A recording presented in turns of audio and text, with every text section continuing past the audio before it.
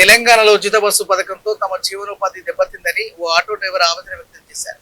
Free bus పథకం అమలైన తర్వాత auto డ్రైవర్ల ఆదాయం గణనీయంగా తగ్గిపోయిందని, కుటుంబాన్ని పోషించడం కూడా కష్టంగా మారిందని వాపోయారు. ఆటో డ్రైవర్లకు సంవత్సరానికి 12,000 ఆర్థిక సాయం అందిస్తామని ప్రభుత్వం ప్రకటించిన 3 ఏళ్లు గడిచిన అమలు కాలేదని విమర్శించారు.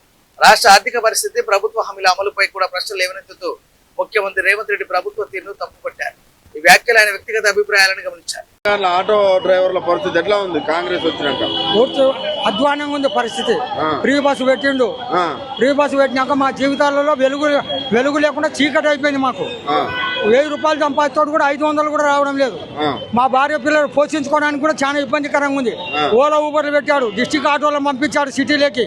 వాళ్ళకు మాకు గొడవలు సృష్టించాడు. సమస్యల పరిష్కారం చేస్తలేరు మేము గవర్నమెంట్. సంవత్సరానికి 12,000 ఇస్తామన్నారు. ఇప్పుడు 3 సంవత్సరాలు అవుతుంది. 2 సంవత్సరాల 8 నెలలు 9 నెలలు అయింది. ఏమి లేదు. ఏడు వేసిన గొంగడానే ఉంది. రాష్ట్రం చేసే అప్లపాలైంది. ఇప్పుడు ఏమంటారు అంటే మార్పు అన్నారు. గెలిపించారు రేవంత్ రెడ్డి రావాలన్నారు. ఎట్లా ఉన్నది రేవంత్ రెడ్డి? గెలిపించినాం. మేము నమ్మినాం. యువకుడు కదా మార్పు చేస్తాడని నమ్మినాం.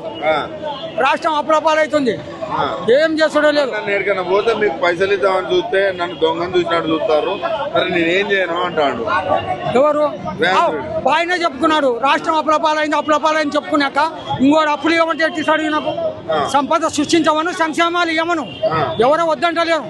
ఫ్రీ బస్సు పెట్టమను, ఫ్రీ విద్యుత్ పెట్టమను, ఫ్రీ కరెంట్ ఇవ్వను. ఇంకా మొగళ్ళకు కూడా మటన్, చికెన్, మందు ఫ్రీ ఇవ్వను. ఆయనకు పోస్ట్ వచ్చింది, ముఖ్యమంత్రి పోస్టు. ఆయన ఫ్రీ, మేము ఫ్రీ. సాయంత్రం అయితే ఆయన మేము మంది అవుతాం కూర్చొని అందరం. అప్పుడు ఆయన రాష్ట్రం బాగుంటుంది, దేశం బాగుంటుంది, అప్లపాలు అవుతుంది. అన్ని ఫ్రీ. అన్ని ఫ్రీ పెట్టి కథ అంతా. మటన్, చికెన్, మందు కూడా ఫ్రీ పెట్టమను. మొగల్లో కూడా ఫ్రీ బస్సు పెట్టమను. రాష్ట్రాన్ని అమ్మేసేమను.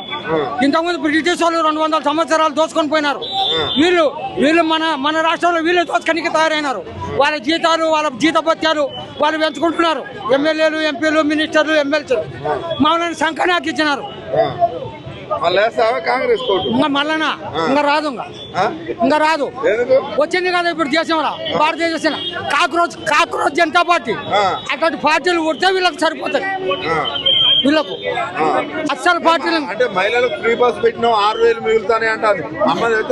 మహిళలను కోటేశ్వర్లు కాదు, బిచ్చగాలను చేసేస్తాడు. బిచ్చగాలను ఒక్కొక్కరి తలసరి నెత్తి మీద ఎంత అప్పు ఉందో తెలియదు రేవంత్ రెడ్డికి. సంపద సృష్టించమని, సంక్షేమాలు ఇవ్వమను. ఎవడవుదని చెప్పలే. వాళ్ళకి సంక్షేమాలు ఇచ్చినట్టు మాకు కూడా ఇవ్వమను. మాకు కూడా సంక్షేమ బోర్డు పెట్టాం. 12,000 3 ఏళ్ళు అయింది. 12,000 కాదు కదా, 12 రూపాయలు కూడా ఇవ్వలే. లాస్ట్ మేము రోడ్డు మీద పడినాం. కిడ్నీలు అమ్ముకొని మా భార్య పిల్లలు పోషించుకునే స్థాయికి వచ్చినాం. మేము కిడ్నీలు అమ్ముకునే పరిస్థితికి వచ్చినాం. మేము పేదల ప్రభుత్వం, ప్రజా ప్రభుత్వం, అంత దొంగ మాటలు, దొంగ లెక్కలు. ఇంత దొంగ లెక్కలు చేస్తే ఇంత దొంగ లెక్కలే. అంటే 2034 వరకు ఉంటాడు. 2034, 2029 వరకు ఉంటాడో లేదు తెలియదు. ఆయన భవిష్యత్తు ఆయనకు తెలియదు. జాంక్ ఢిల్లీ పోవడం రావడం, ఎక్కడో ప్లేట్ ఎక్కడో రావడం, ఆయన పదవి కాపాడుకొని ఇంకా పోవడం రావడం. ఆయన పదవి ఆయన కాపాడుకోను. 2029 వరకు ఎవరు ఉంటాడో, ఎవరు తెస్తాడో, ఎవరు బతుకుతాడో తెలియదు. ఇవాళ ఉన్నోడు రేపు ఉంటాడో, రేపు ఉన్నోడు ఎల్లుండి ఉంటాడో తెలియదు. 2034 వరకు చెప్తాడు ఆయన. ఎట్లా మరి ఇట్లా అబద్ధాలు చెప్పి ఎన్ని రోజులు గడుపుతారు?